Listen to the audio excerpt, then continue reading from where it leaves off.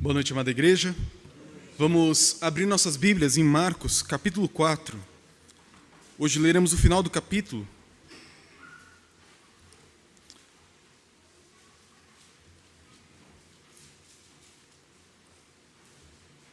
Marcos 4, do 35 até o 41.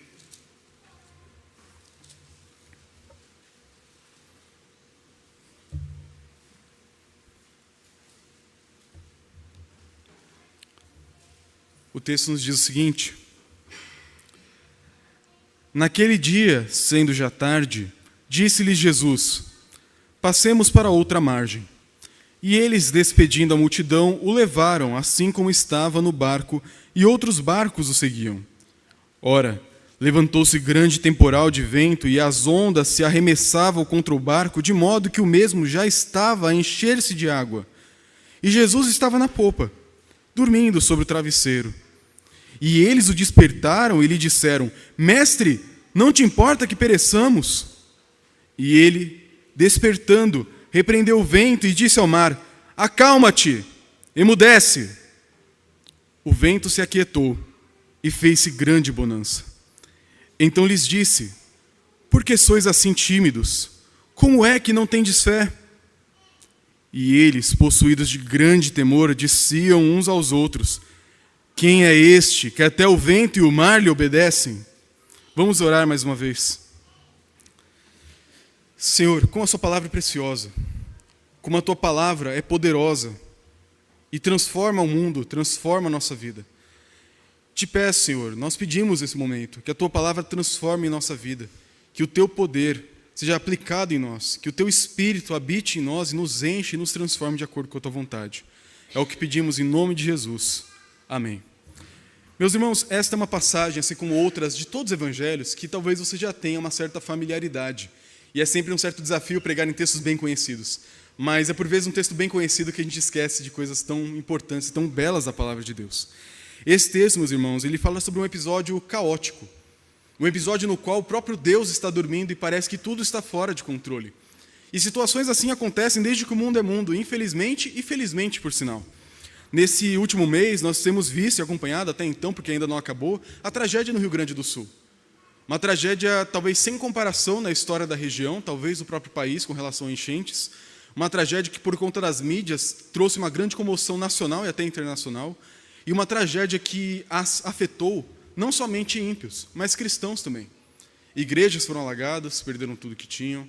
Irmãos perderam suas vidas. Virou um caos completo. Um caos tão grande que talvez alguém lá dentro, de maneira até compreensível, perguntaria: cadê Deus? Será que Deus está dormindo? Será que Deus não percebe o que está acontecendo? Ele não viu a água com lama entrando na minha casa e matando minha filha soterrada? Cadê esse Deus que eu adoro, que eu louvo, e que domingo passado, antes das águas chegarem, eu estava lá de mãos erguidas, com lágrimas nos olhos, adorando o nome dele? Cadê Deus? Perguntas como essa, apesar de talvez hoje, em um momento controlado e tranquilo, a gente possa avaliar como talvez perguntas incrédulas, perguntas ousadas demais, são perguntas sinceras que talvez você já tenha feito em momentos da sua vida. Ou talvez não fez ainda, mas talvez faça em algum momento do futuro, quando a tragédia bate à nossa porta. Esse texto nos mostra a história do nosso rei, que é um rei sobre as tempestades. E eu quero mostrar para vocês aqui em 3 partes do texto, em 3 momentos aqui, como que Jesus é maravilhoso. Como que ele, sendo Deus, o Deus que dorme, o Deus que acorda e o Deus que controla a tempestade, é tudo que nós precisamos. O nosso texto começa mostrando a tranquilidade de Jesus. Nós temos o versículo 35 e 36, o contexto aqui de tudo que nós já estávamos vendo nas últimas semanas. Se você se lembra bem, nas últimas 2 semanas, vimos a parábola do semeador, a parábola da semente, a parábola do grão de mostarda e por que Jesus ensinava por parábolas.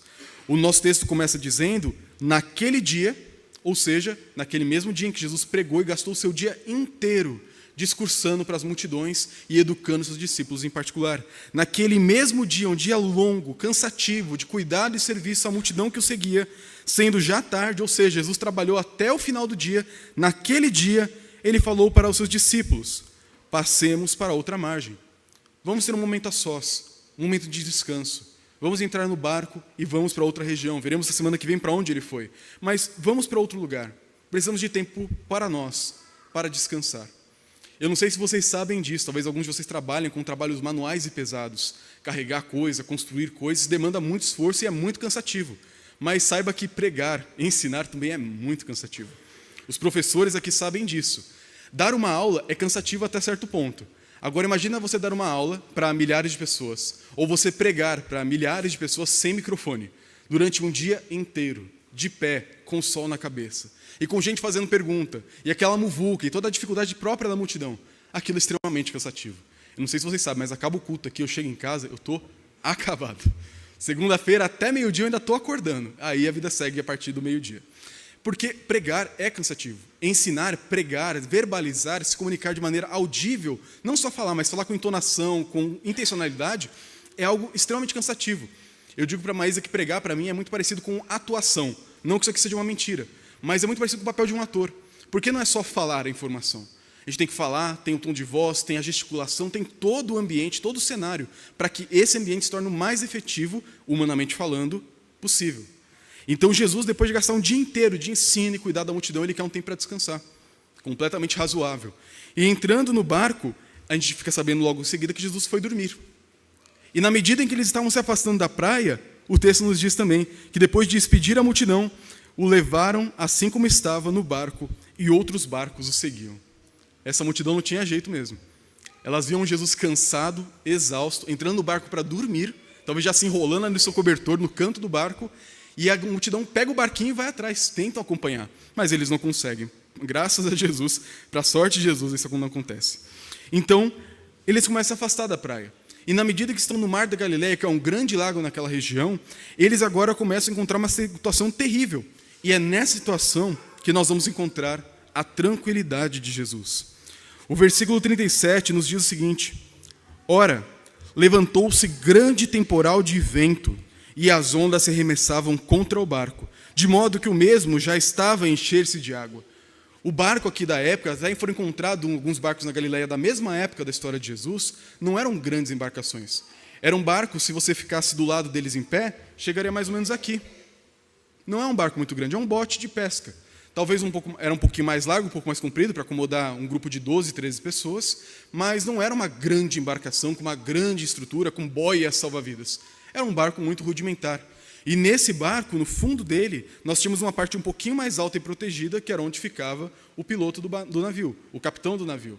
E ali ele tinha um saco para guardar suas cordas, que possivelmente virou o travesseiro de Jesus. Então é nesse barco simples que a tempestade começa a acontecer. E naquele mar, no Mar da Galileia, que é um grande lago, nós temos várias condições que tornam tudo isso que pior ainda. Porque o Mar da Galileia, ele fica a 215 metros abaixo do nível do mar.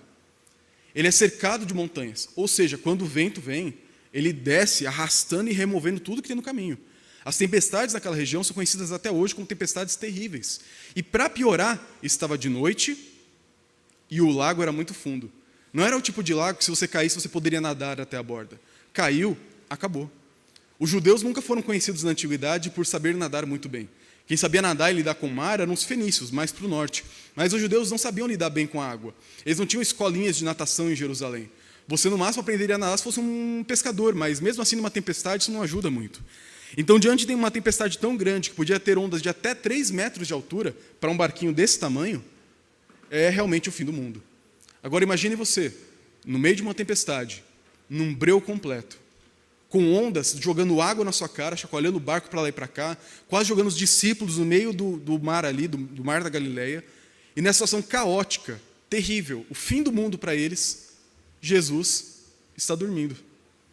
O versículo 38 começa dizendo: E Jesus estava na popa, a parte de trás do navio, dormindo sobre o travesseiro.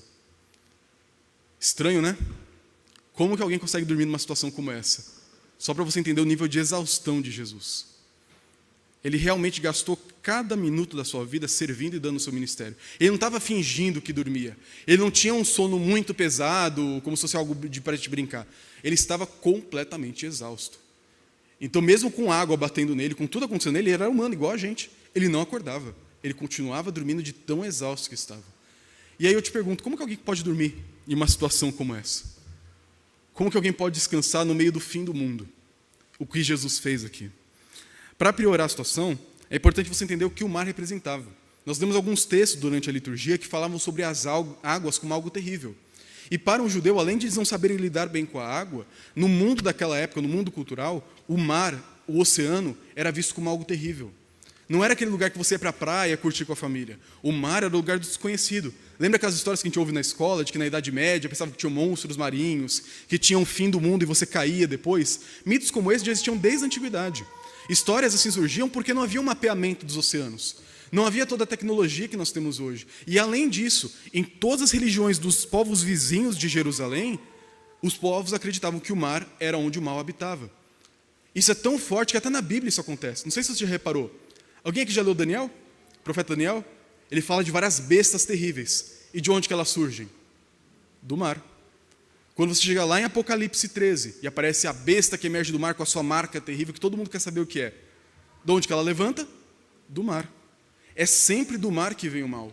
O mal, ele é um símbolo na própria Bíblia, não só na cultura ao redor, de caos, da desordem, da destruição, do próprio diabo e toda a sua hoste maligna, se opondo contra Deus. O mar não é um lugar tranquilo, o mar não é um lugar hospitaleiro, o mar é o lugar do caos e da maldade. É um lugar onde parece que Deus não tem controle, parece que ele não tem controle.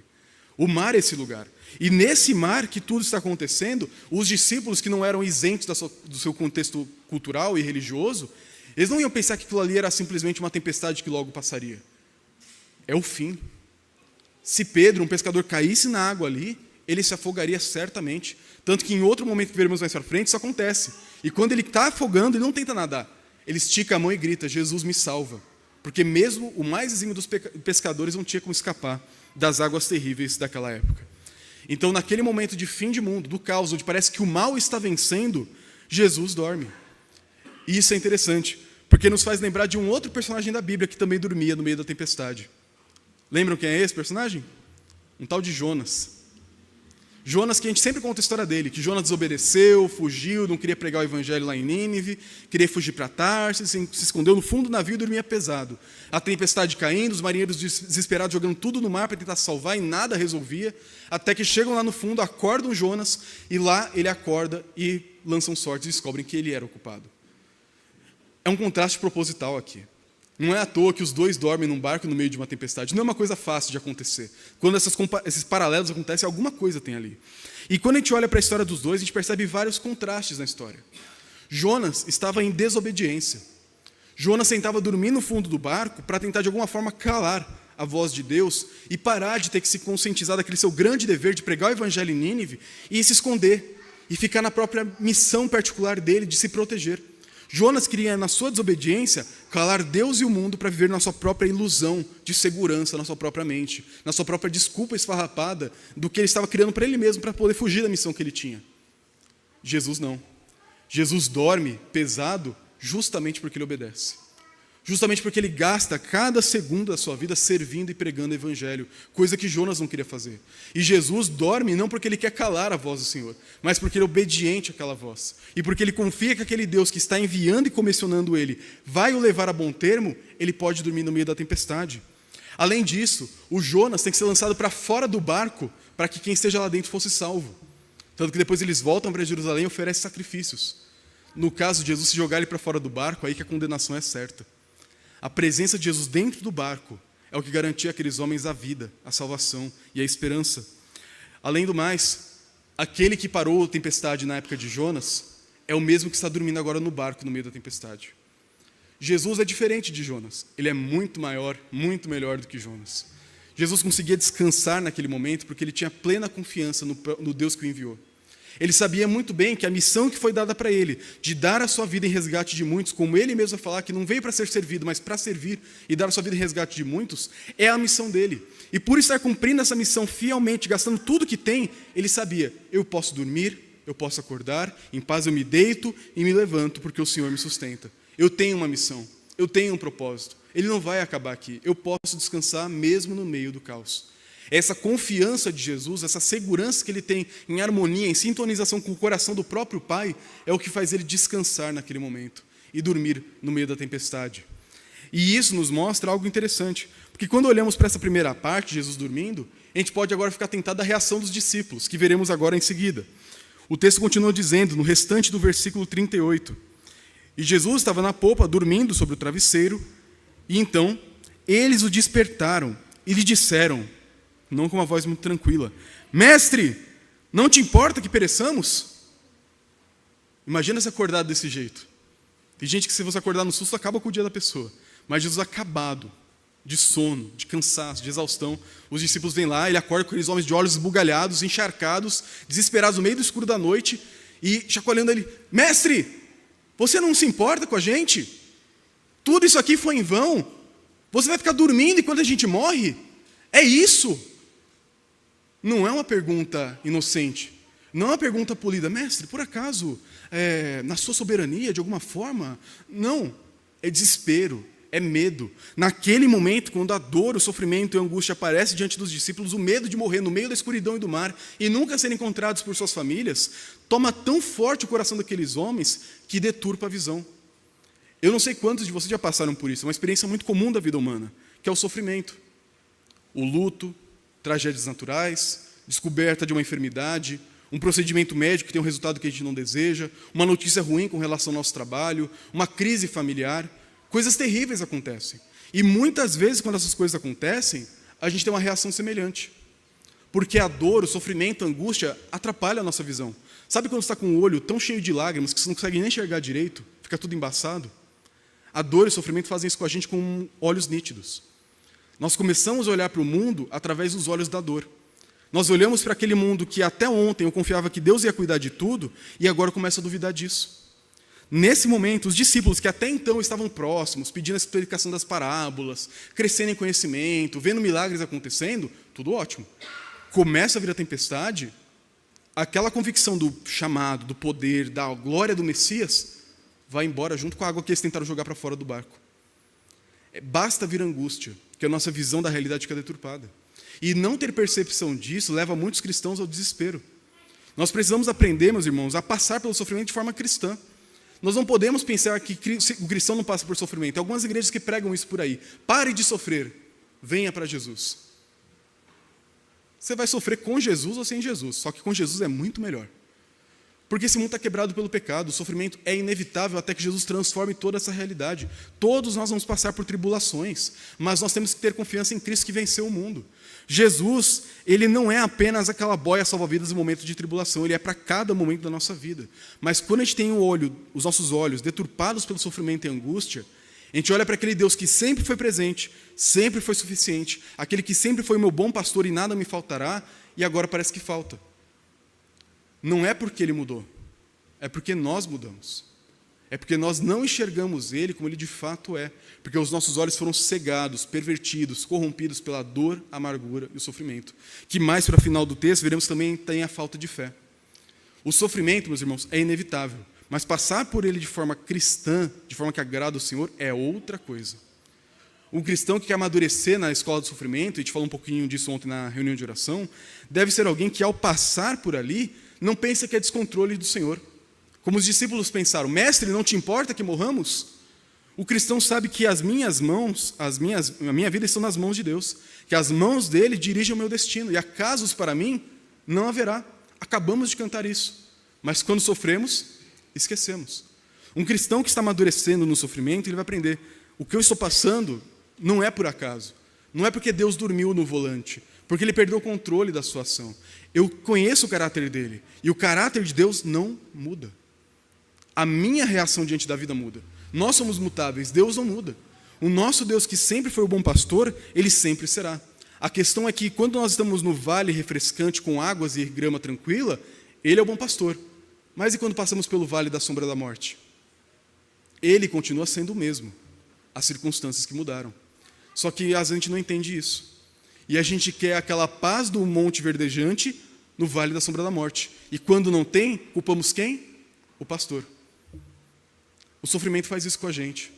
Eu não sei se você especificamente está passando por alguma luta nesse sentido que tem deturpado a sua visão. Mas se tem, tente fazer essa autoavaliação. Será que Deus de fato mudou?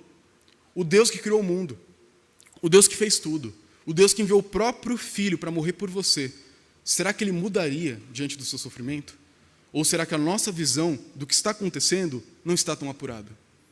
E eu não quero dizer com isso que talvez com estudo suficiente, com sabedoria suficiente, você nunca vai ter uma crise de fé em momentos assim. Nada disso. Nós não somos apenas intelecto, um cérebro num palito. Nós temos emoções, nós somos fracos, nós somos pó. O próprio Asaf, no livro dos Salmos, ele diz o seguinte, no meio do seu grande salmo, no qual ele está tendo uma crise de fé. O Asaf, que era um sacerdote, ele olhou para a cidade de Jerusalém e viu um monte de gente que não presta. Os piores da sociedade indo muito bem. Filhos bonitos, casa boa, trabalho, salário, prosperidade, saúde. Olha todo mundo bem. Aí olha para a vida dele de outros fiéis e vê o quê? Miséria, sofrimento, crise, angústia.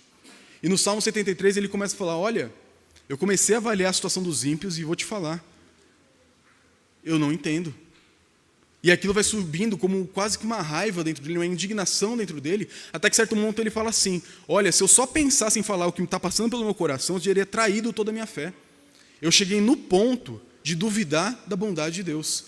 Mas quando eu olhei para o templo, quando eu considerei o fim, o último de todos os homens, quando eu olhei para a eternidade, para quem é Deus, o meu coração foi regulado. E no versículo 21 e 22 do Salmo ele diz, quando o coração se me amargou e as entranhas se me comoveram, pensa na profundidade do abalo dele, eu estava embrutecido e ignorante, era como irracional na tua presença.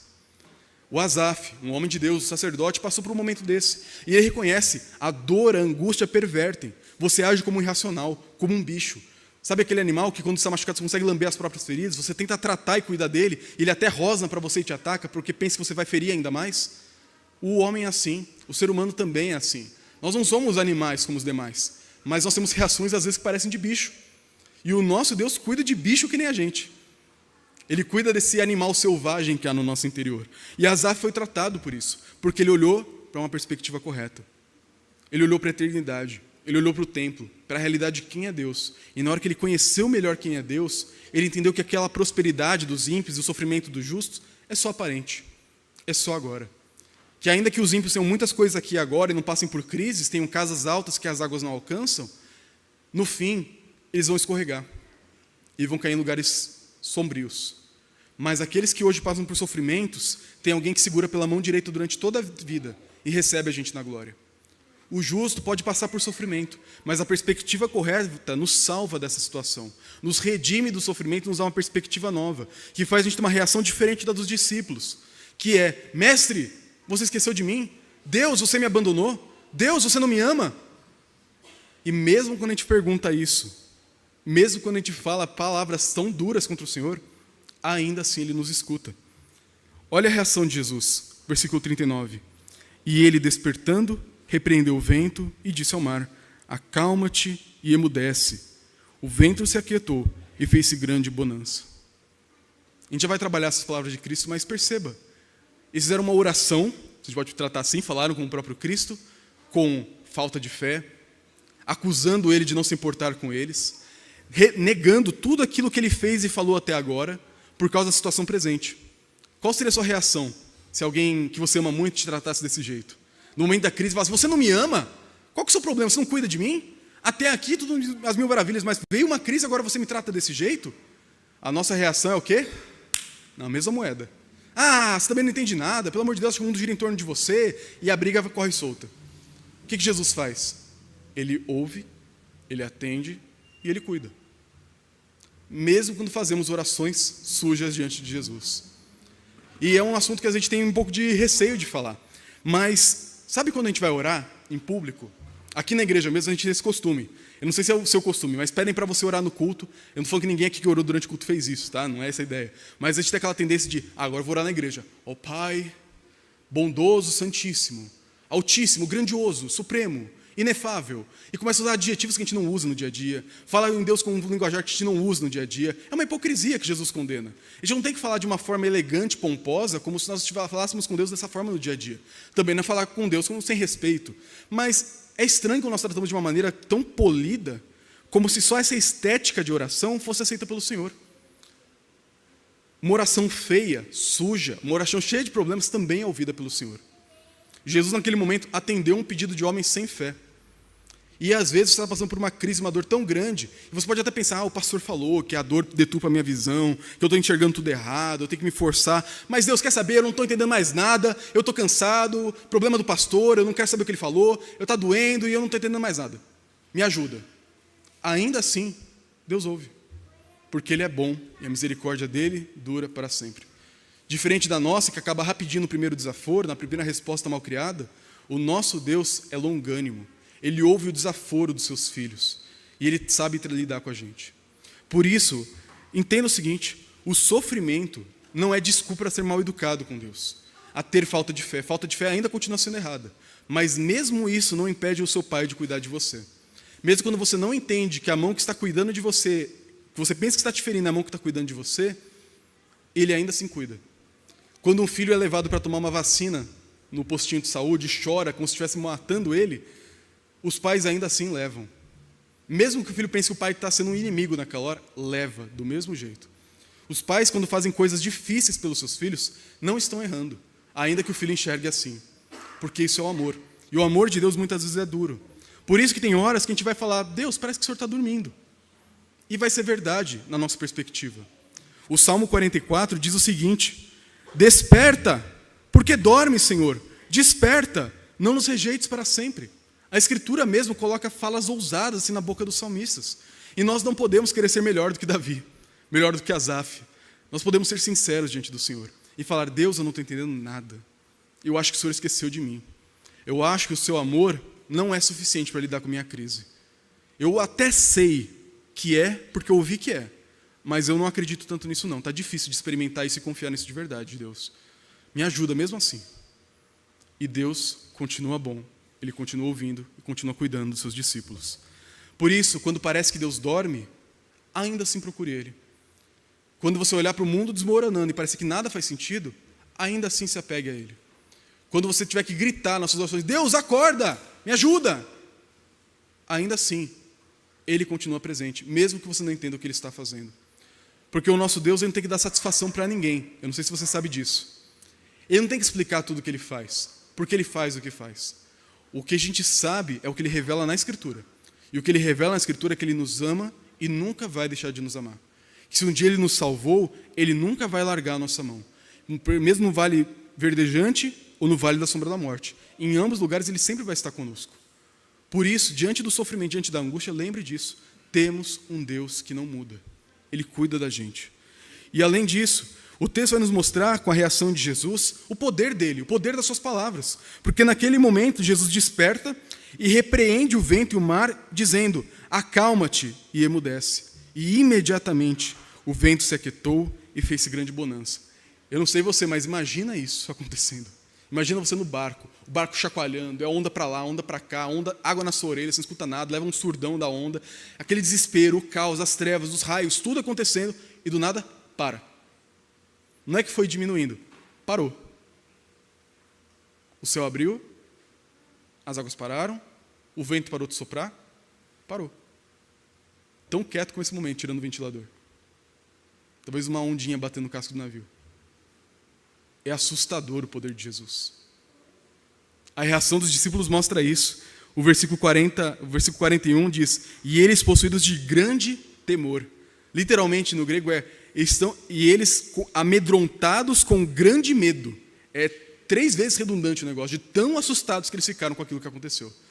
Não é que, ó que legal, parou. Não, eles ficaram em choque. Eles ficaram mais assustados com o que Jesus fez do que com a tempestade que estava acontecendo antes. A ação de Jesus é assustadora, o poder de Jesus assusta a gente. A gente leu no Salmo 29, a voz de Deus acalma as águas. A voz de Deus faz a vida surgir. A voz de Deus faz os montes inabaláveis chacoalharem. A voz de Deus pega as árvores mais poderosas e rígidas do mundo e faz elas saltarem do chão. A voz de Deus faz tudo isso. E os discípulos viram ao vivo isso acontecendo diante deles. E aqui nós entendemos o poder das palavras de Cristo. Porque você lembra, o mar era um símbolo do mal. Lá no livro de Jó, tem 2 criaturas que sempre geram muita curiosidade das pessoas. O Behemoth e o Leviatã. Eu não vou entrar em detalhes demais sobre a discussão se era um dinossauro ou se não era. Eu não acho que era dinossauro coisa nenhuma. Mas o Leviatã, especificamente no capítulo 41 inteiro, o que é melhor descrito, tem gente que fala, era um dinossauro, era um braquiossauro, era um dragão, então dragões existiram. Se você caiu nessa conversa, você não entendeu o texto. O texto não está falando de dinossauro, não está falando de dragão, não está falando de zoologia, de taxonomia, não está falando de nada disso. O Leviatã, ele não aparece só ali em Jó. Ele aparece no começo do livro de Jó, ele aparece várias vezes no livro de Salmos, aparece nos profetas. O Leviatã é um personagem bíblico. O Leviatã é um personagem que simboliza o mal, o caos, a desordem, a oposição a Deus. Que ali em Jó é descrito como uma grande serpente marinha, um grande dragão do mar, que cospe fogo e odeia a humanidade, que faz mal contra os homens, destrói cidades e perverte a verdade. Ele ri da maldade, se diverte com a injustiça. Esse aí é Satanás. O Leviatã é um símbolo do próprio Satanás, da grande serpente. E o texto de Jó, quando Deus confronta Jó, fala assim: Jó, quem que pode domar o Leviatã? Quem que pode colocar um anzol no seu nariz e tratar ele como um pet? Botar ele em ordem, disciplinar ele? Quem que pode controlar as forças do caos? Quem que pode controlar o mal que a humanidade não consegue controlar? Quem que pode impedir a desordem que há nesse mundo criado por mim e corrompido pelo pecado? Quem que pode vencer o diabo? E a resposta implícita no texto de Jó é: só eu posso, Jó. Só eu posso vencer a maior força do mal. Só eu posso vencer o caos, a desordem, o desespero. Só eu posso vencer o diabo. E Jó louva a Deus por isso. Quando a gente encontra essa passagem, a fala de Jesus utilizada aqui, acalma-te e emudece, é literalmente a mesma expressão que ele usa lá no capítulo 1 para repreender um demônio. Quer dizer que a tempestade era uma ação demoníaca? Pode até ser. O texto dá margem para isso. Pode ser que esteja tratando da tempestade de uma forma personificada? Pode até ser. O ponto principal que a gente tem que entender é o seguinte: a voz de Jesus, só ele falar, é suficiente para repreender as forças mais caóticas, indomáveis, terríveis e assustadoras do mundo. Quando você olha para o nosso mundo e fica desesperado com as guerras que acontecem, com as crises que acontecem, com a injustiça, a maldade que se perpetua, a política no Brasil, a perversão, as enchentes, catástrofes mundiais, tudo que acontece, talvez seu coração fique um pouco desesperado. Talvez você é aquela pessoa que não pode assistir um Cidade Alerta que você não consegue dormir à noite depois. Cada um tem as suas lutas particulares. Saiba que o nosso Deus controla o Leviatã. O nosso Deus repreende o mal. Ele repreende o mar com uma palavra da sua boca. Quando Jesus fala, não é uma fala despropositada. Ele tinha acabado de falar sobre as parábolas, lembra disso? Ele fala de uma semente que cresce de forma assombrosa. Ele fala de uma outra que consegue uma dimensão inesperada. Ele fala de sementes que penetram em solos e produzem muitos frutos. Qual que é a força que faz a semente germinar? Que faz o reino de Deus descer a essa terra e ser real? Jesus acabou de demonstrar, naquele mesmo dia. Ele mostrou com as suas palavras a força que faz o reino vir, que faz esse mundo hoje corrompido pelo pecado ser transformado pela nova criação. Jesus já está transformando o mundo. Um dia ele vai completar essa missão, ele vai reverter toda a maldade que existe, mas até lá a gente tem que confiar no Jesus que, com a sua palavra, repreende o mal e a desordem. Por isso, lembre do que a palavra de Jesus fez. A palavra dele criou o mundo. A palavra dele nos deu isso aqui. Tudo que precisamos para a vida e para a piedade. Tudo que você tem que saber sobre Deus e o que ele quer de você está aqui. Com a boca dele, ele te deu isso através de profetas, apóstolos, evangelistas, vários servos e servas do Senhor. Com a palavra dele, ele disse na cruz: está consumado. Eu te remi. Não há mais culpa, não há mais condenação para você. Com a palavra de Cristo, após a ressurreição, ele disse: toda autoridade me foi dada no céu e na terra. Por isso, se envolvam na minha missão, cumpram a minha ordem. E com a palavra de Cristo, ele diz no final do Evangelho de Mateus: eu estou com vocês todos os dias até o fim. Jesus não é uma pessoa que tem uma palavra barata. Quando ele fala, ele cumpre. Quando ele fala, as coisas acontecem. Quando ele ordena, o mundo obedece. E é esse Jesus que os discípulos não estavam entendendo. Porque no momento da crise, viram ele só como mais um mestre. Alguém que não tem capacidade de fazer nada. Que dorme, indiferente diante do sofrimento. Mas Jesus se levanta e mostra que ele é quem ele é. E ele não muda. Dormindo ou acordado, ele continua sendo quem ele é. E o poder dele não muda de forma nenhuma. E por fim, no versículo 40 e 41, temos a reação dos discípulos desse poder assombroso de Jesus. Depois de repreender o mar, Jesus agora vira para os discípulos e os repreende também. Versículo 40. Então lhes disse: por que sois assim tímidos? Numa melhor tradução, covardes, incrédulos. Por que vocês são assim covardes? Como é que não tendes fé?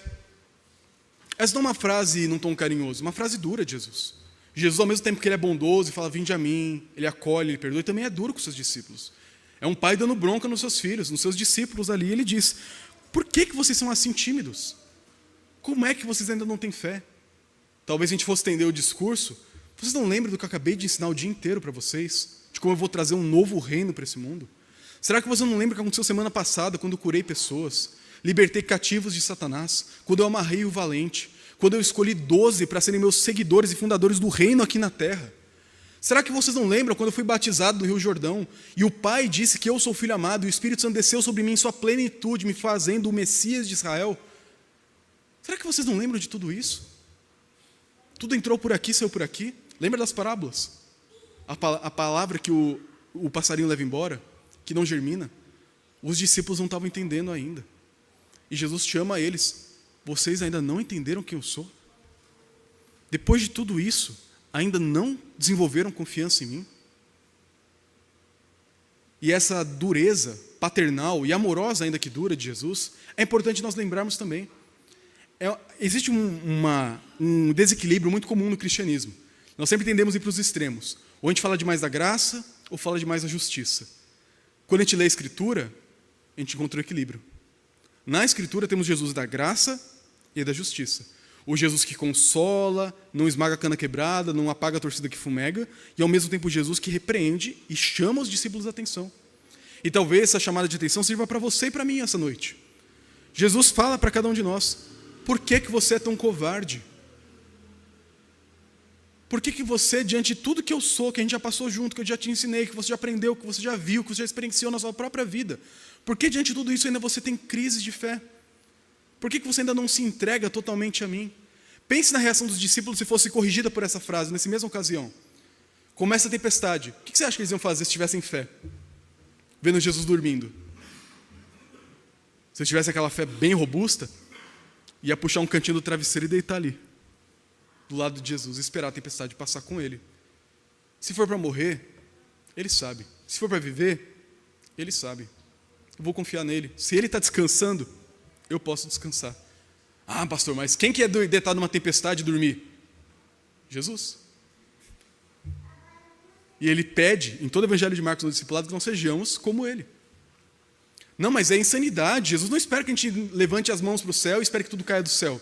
Realmente, em cada circunstância da vida, não. Mas tem horas que sim. Tem horas que a nossa fé tem que ser ousada a ponto de dar um passo no invisível. A dar aquele salto de fé que parece sem sentido para todo mundo. Mas pela palavra de Deus é coerente. De novo, preste atenção. Não quer dizer que você deve fazer loucuras impensadas sem sabedoria. Mas quando a palavra de Deus te diz vá, confie, descanse, você deve confiar, ir e descansar.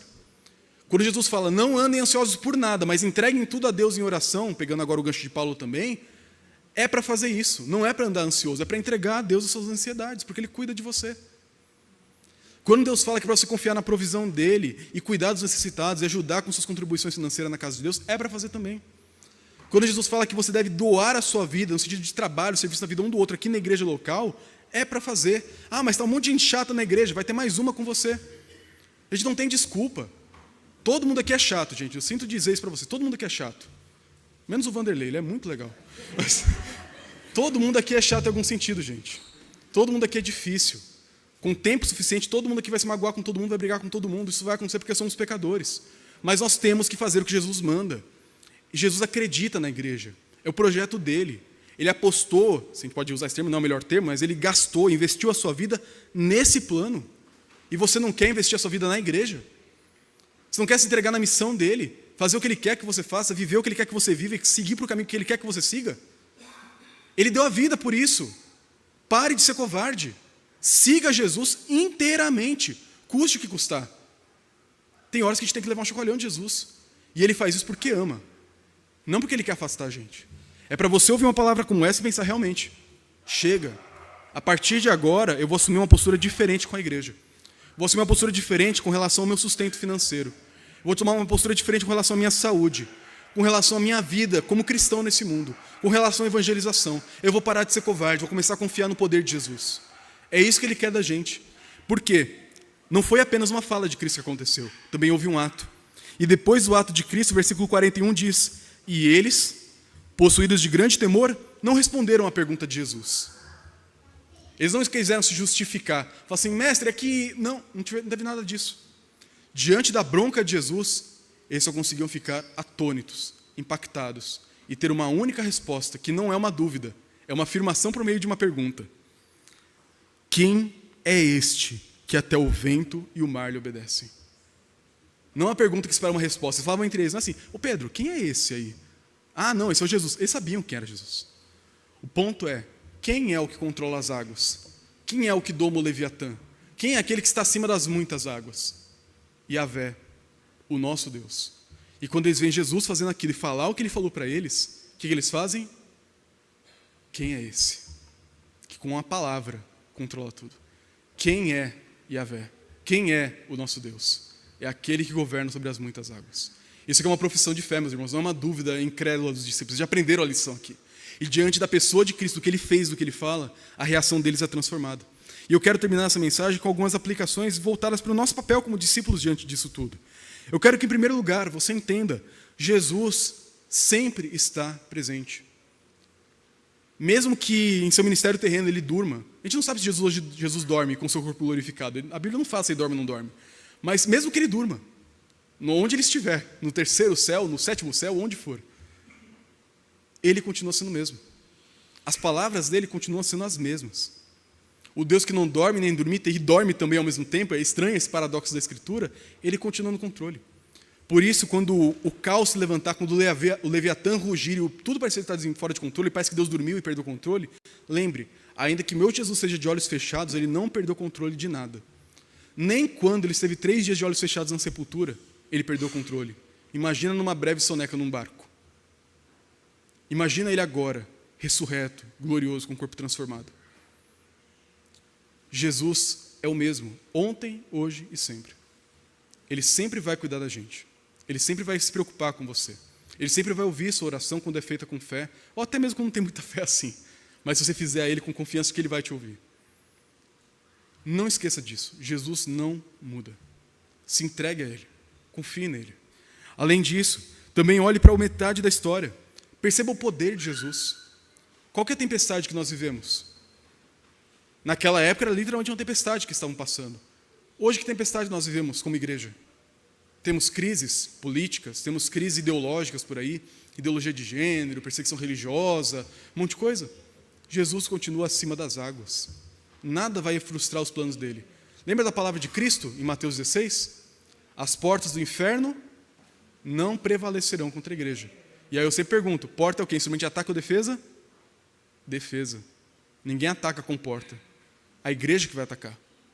Por isso não tenha medo. Jesus gastou a sua vida, investiu a sua vida nesse projeto que somos nós hoje. Tem expectativa no que Deus pode fazer através de nós. Ele tem poder para acalar a tempestade com uma palavra. Imagina o que ele pode fazer com marolinhas do dia a dia. Ele tem muito poder. Entregue-se a ele com fé. E por fim, se você tem tido pouca fé, tem vivido na base do real, do racional, do plausível, aquilo que seus olhos podem ver, aquilo que você consegue raciocinar e aceitar, abandone essa incredulidade. Isso não é prudência.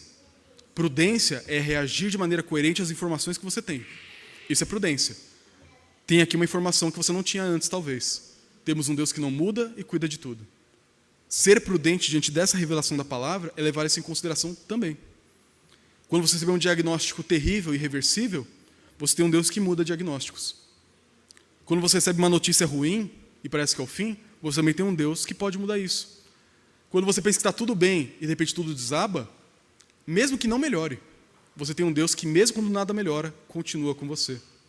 E nós temos que nos entregar de maneira prudente, confiante na revelação do Senhor em tudo aquilo que Ele fala.